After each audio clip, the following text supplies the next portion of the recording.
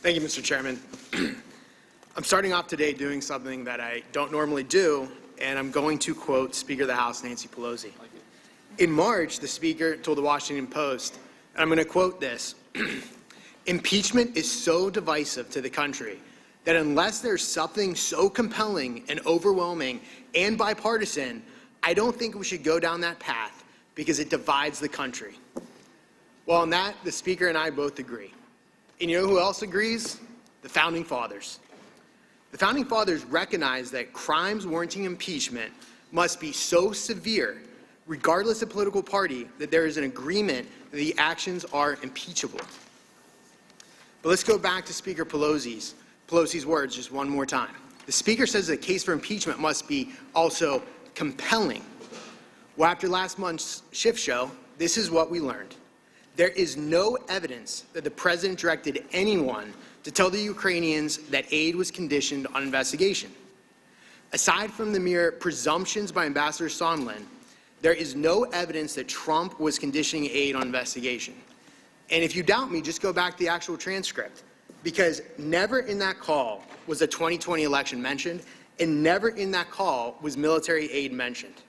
In fact, President Trump told Senator Johnson on 31 August that aid was not conditioned on investigation. Rather, President Trump was rightfully skeptical about the Ukrainians. Their country has a history of corruption, and he merely wanted the Europeans to contribute more to a problem in their own backyard.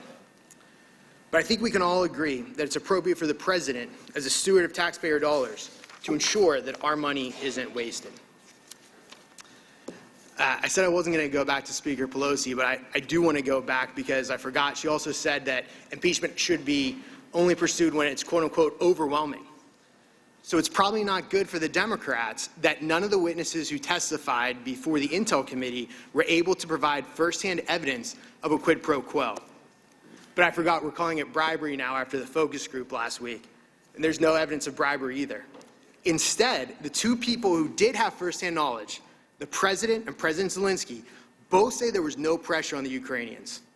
And again, the transcript of July 25th backs this up.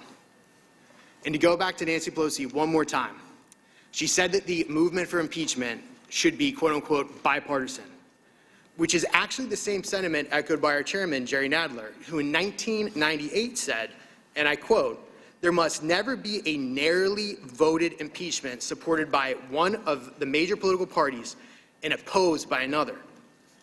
Well, when the House voted on the Democrats' impeachment inquiry, it was just that. It was the only bipartisan vote was the one imposing the inquiry. The partisan vote was the one to move forward with the inquiry. So we're 0 for 3. Let's face it, this is a sham impeachment against President Trump. It's not compelling, it's not overwhelming, and it's not bipartisan. So even by the Speaker's own criteria, this has failed. Rather, what this is nothing more than a partisan witch hunt which denies the fundamental fairness of our American justice system and denies due process to the President of the United States.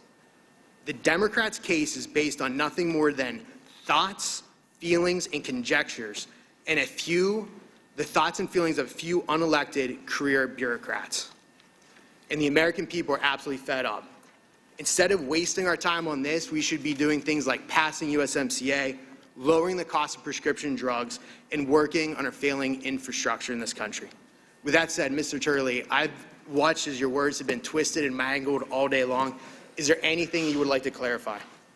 Only this. I think that one of the disagreements that we have, and I have with my esteemed colleagues, is what makes a legitimate impeachment, not what technically satisfies an impeachment. There's very few technical requirements of an impeachment.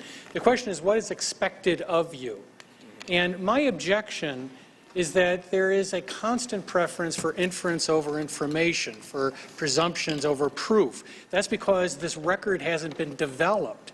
And if you're going to remove a president, if you believe in democracy, if you're going to remove a sitting president, then you have an obligation not to rely on inference when there's still information you can gather. And that's what I'm saying. It's not that you can't do this. You just can't do it this way. Thank you, Mr.